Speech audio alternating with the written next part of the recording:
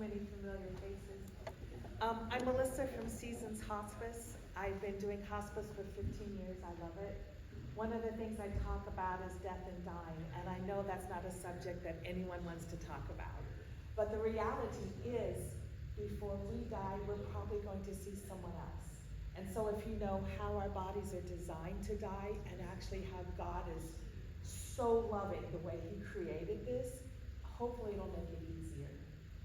Did you know that when you were born, your body already knows how it wants to die? If you ask 99% of people, what to you is a peaceful death?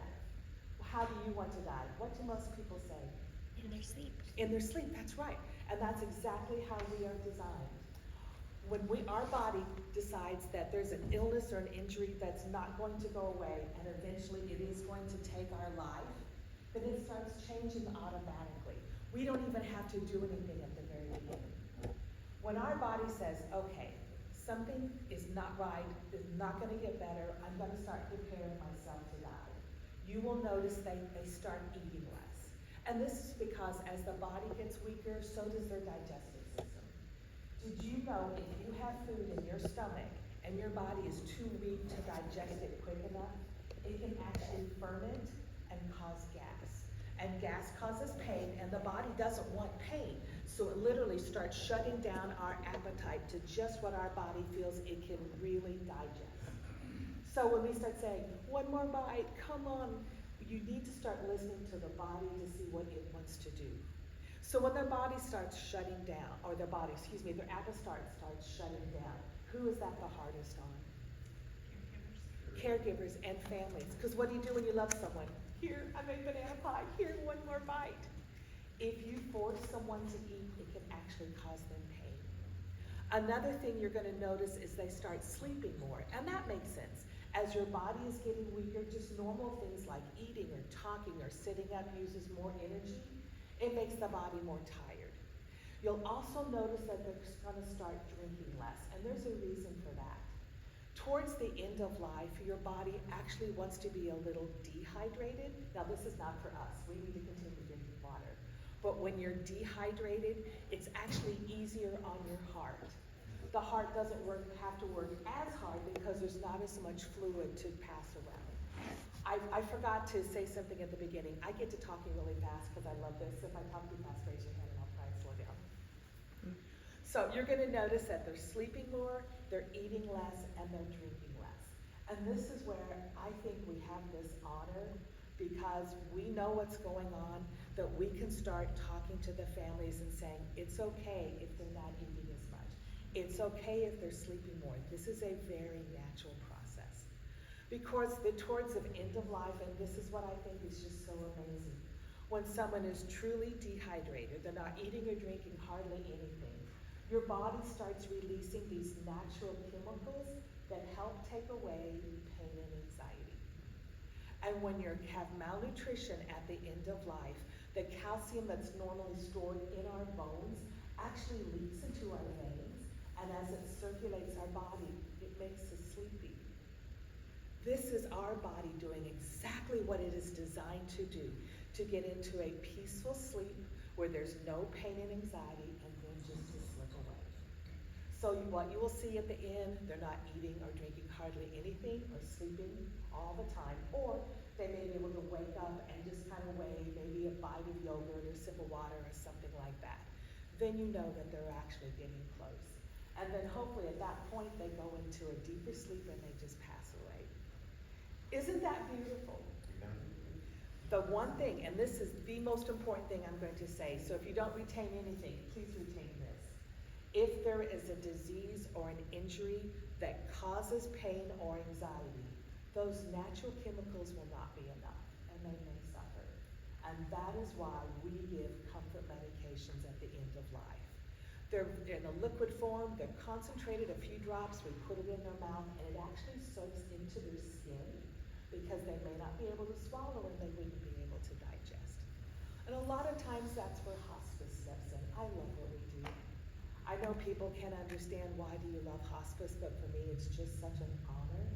And then when I can walk a family through the process of they're not eating and drinking anymore, they're sleeping more, and we can time they get to that gentle sleep, normally everyone is okay with it, not with losing them, but okay with the process that's going on. And that's why I think it's such an honor. I love questions. Would you please ask questions? Yes, ma'am. I saw you nodding your head earlier. Thank you. I dealt with people when I did Gargiulo, knew I was staying with them until they passed away. But when my mother died, she was in the hospital, and she asked me to give her some water. The nurses stopped me, and I felt like that was bad, because she really needed some water. They put me in a heart position. What we know is that part of the dying process is the swallow reflex goes. Do you know how the swallow reflex works? And this will help you. There are 32 muscles in your neck, and whenever water or food touches your tongue, your body automatically goes into this system. So it touches your tongue, the flap at the back of your throat goes up and covers the hole to your nose, another flap comes down to cover the hole to your lungs, and then these muscles ripple it past the hole to your lungs all the way down into your stomach. At the very end of life, those little flaps aren't working as well, and that can happen even months before the end of life. And so anything that goes into the mouth cannot get past the hole to the lungs and go to the stomach, it can go down into the lungs. They were probably telling you at that point that they were worried that she would go into her lungs rather than in her stomach. And the number one reason that people, especially with dementia, die is because of aspiration pneumonia. I can see where they were trying to protect her, but I can also see your conflict because you wanted to give her what she wanted. But in reality, if you had, she probably would have gone into her lungs. She would have coughed and got pneumonia and got very uncomfortable.